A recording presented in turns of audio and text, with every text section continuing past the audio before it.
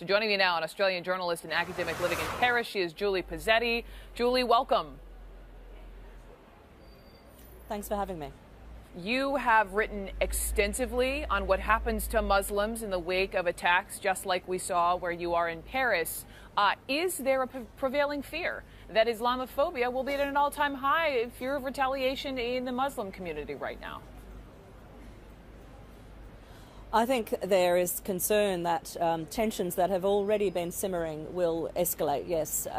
At the same time, I've witnessed here as a temporary citizen of Paris. I'm here as a research fellow with the World Editors Forum and the World Association of News Publishers, looking at media practice and media effects. And I've observed this incredible spirit of solidarity in defence of freedom of expression, which has so far been tempered, at least in the inner city, at the big gatherings we've seen in the past 24 hours, with concern for the well-being of Muslim citizens. So when I saw somebody pulling out pages from the Quran during one of these vigils, the crowd responded and shouted them down and told them to stop.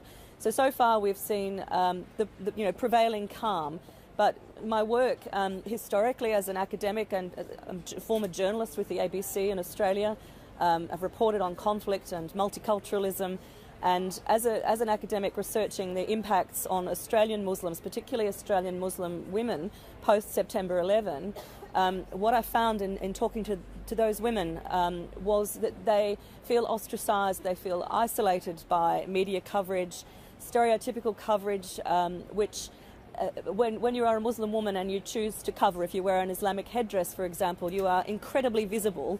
At times like this, you can feel terribly afraid and fear being the victim of reprisal attacks.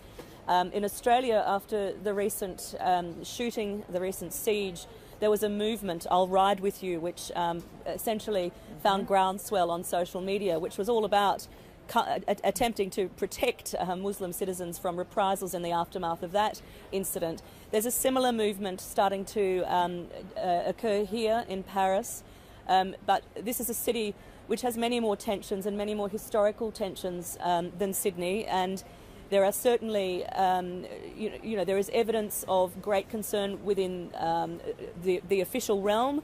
The President himself has talked about the need for unity in the face of this discord and the need to avoid hatred and reprisal attacks. We don't know what will happen, but we know that media coverage is really important. It's important to be fair and accurate.